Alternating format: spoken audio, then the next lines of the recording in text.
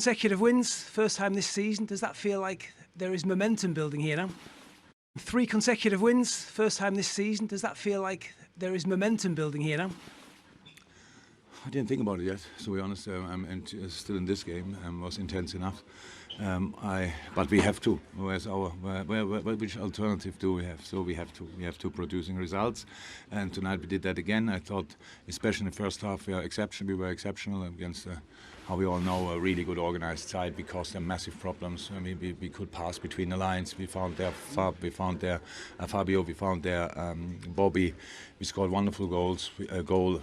We nearly scored 2 more. Maybe should have. Darwin was a threat all the time. Mo was really lively, so we had a lot of good moments, but Fabianski was there as well.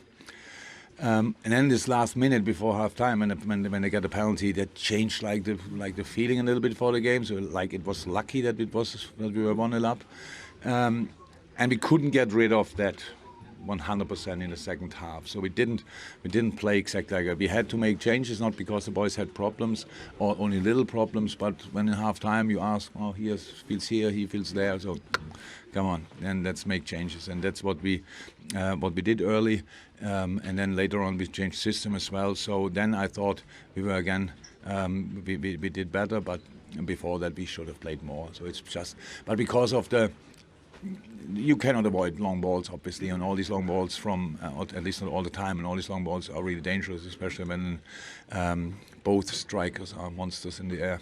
So the other ball drops down, then a set piece. So that was the second half a little bit, of course. But I have no problem with that. It's you have to fight through this, and we did, and now we have 3 points more. Darwin Núñez got the goal, the first for him at Anfield. That's going to be big for him. It is, should be. He felt a little bit in half time, that's why we took him off earlier. There's no other reason for it. He was obviously on fire.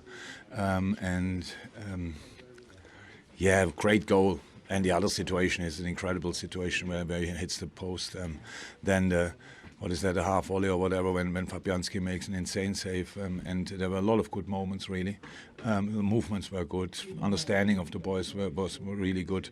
Fabio didn't start too often for us yet and did really well. Was really cheeky between the lines. So a lot of good things to take with us, but we need them, and we have to build on that. And because now the next one obviously is a tricky one at Nottingham, and we only sleep twice, and then we show up there, so it's a tough period, but that's how it is. With Darwin in particular, the way you want to play, obviously you need him to really build momentum. He had a slow start here, but that could be so important, just to have him feeling good about himself. Not really a slow start, it's just a complicated start, exactly, with the red card. That's not helpful. So he's a good boy, and he felt really bad about it, so like, how can I have that? And then you